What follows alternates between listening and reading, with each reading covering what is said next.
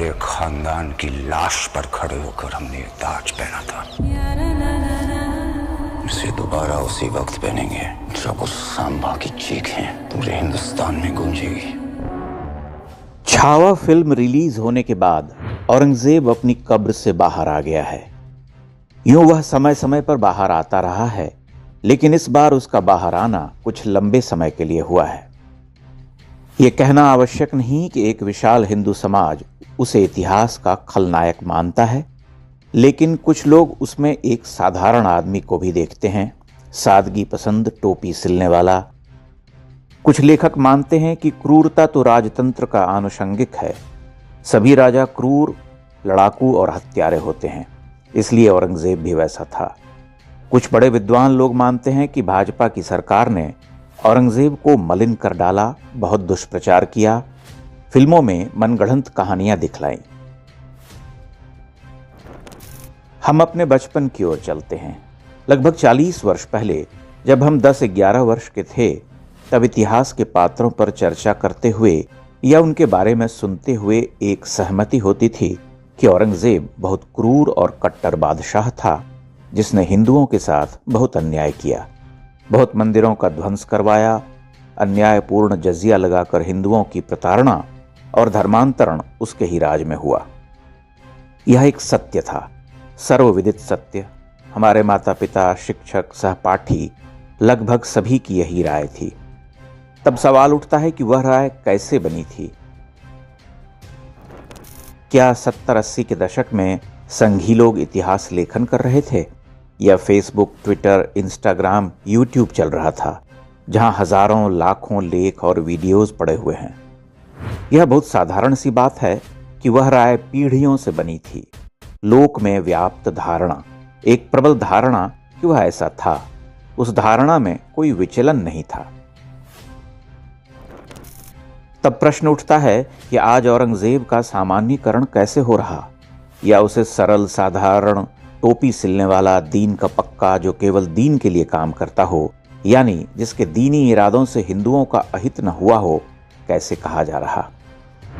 साफ है कि वामपंथी और कांग्रेस के लोग औरंगजेब का मूल चरित्र बदलने में लगे हुए हैं। आश्चर्य की बात तो यह है कि औरंगजेब के कुकृत्यों का लोकमानस पर ऐसा गहरा और गंभीर प्रभाव पड़ा था कि मुसलमान भी अपने बच्चों का नाम औरंगजेब नहीं रखते थे। अपवाद सभी जगहों पर मिलते हैं। इतिहास किसी भी पात्र के साथ अन्यायी नहीं होता। समझ में चूक हो सकती है, लेकिन एक विशाल बहुमत शतियों से जो समझता आया हो, उसे हम खारिज नहीं कर सकते। आज गांधी गंभीर प्रश्नों के घेरे में हैं, तो हमें इस सत्य को भी स्वीकार करना होगा कि गांधी अपने जीवन काल में ही गंभीर प्रश्नों के घेरे में आ गए थे और अपने अंतिम वर्षों में अप्रासंगिक रह गए थे। आप यह नहीं कह सकते कि मैं ही इकलौता बुद्धिमान हूं और करोड़ों करोड़ हिंदू जनता मूर्ख है। यह अन्य महत्वपूर्ण तथ्य है कि राजतंत्र के सामान्य सत्ता संघर्ष या साम्राज्यवाद को इस्लाम के साम्राज्यवाद से नहीं तौला जा सकता। आप इतिहास उठाकर देख लीजिए, उनकी क्रूरताओं, पाशविकताओं और काफिरों, बुत परस्तों को नष्ट करने के पागलपन की तुलना किसी हिंदू राजा के साम्राज्य विस्तार की लालसा से लड़े गए युद्धों से नहीं की जा सकती। ध्यान देने वाली बात यह भी है कि इतिहास को दशकों तक सैकड़ों, हजारों झूठ से भर देने वाली पुस्तकों और 700 वर्ष के अंधकार युग को परिवर्तनकारी सिद्ध करने की कुछ चेष्टाओं के बाद भी हिंदू समाज का बहुमत भ्रमित नहीं हुआ। उसका एक बड़ा कारण यह भी है कि इतिहास खुद को दोहराता है, बार बार दोहराता है। पिछले 100 वर्षों में ही हिंदुओं ने भारतीय उपमहाद्वीप की दुर्दशा देख ली। देश विभाजन और पाकिस्तान, अफगानिस्तान, बांग्लादेश समेत कश्मीर में हिंदुओं के नाश के जीवंत उदाहरण उसके सामने हैं। बंगाल उसी रास्ते पर चल पड़ा है। इसलिए यह मतैक्य है कि औरंगजेब और उसके समान धर्मा सुल्तान बादशाह अत्यंत क्रूर और कट्टर थे। बात यह है कि औरंगजेब एक सहज संभावना है जो उस विचारधारा में बनती है। औरंगजेब कोई व्यक्तित्व मात्र नहीं, वहां करोड़ों करोड़ औरंगजेब हैं, हर काल में होते रहे हैं। अब चूंकि तुर्कों और मुगलों के इतिहास को हम तत्कालीन साक्ष्यों के आलोक में देखने लगे हैं, इसलिए इतिहास पर बहलाना बहुत कठिन है। उन सुल्तानों के इतिहासकार क्या लिख गए? अमीर खुसरो सूफी थे, लेकिन हर सुल्तानी जीत के बाद नरमुंडों से पटी हुई धरती को देखकर उसका खुश होना और यह कहना कि बादशाह पर अल्लाह का मेहर बना रहे, क्या सिद्ध करता है? सीताराम गोयल जैसे यशस्वी इतिहासकार और बौद्धिक ने सैकड़ों हजारों तत्कालीन प्रमाणों उद्धरणों से यह सिद्ध किया कि वह कालखंड कितना भयावह था।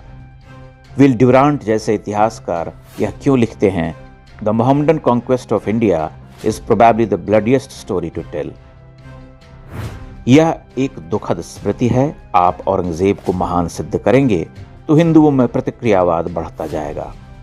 जो भूल कांग्रेसी इतिहासकारों ने अकादमिक जगत में की, उसे दोहराने का प्रयास न करें तो बेहतर होगा। इतिहास धरती फाड़ कर खुद को प्रकट करता है।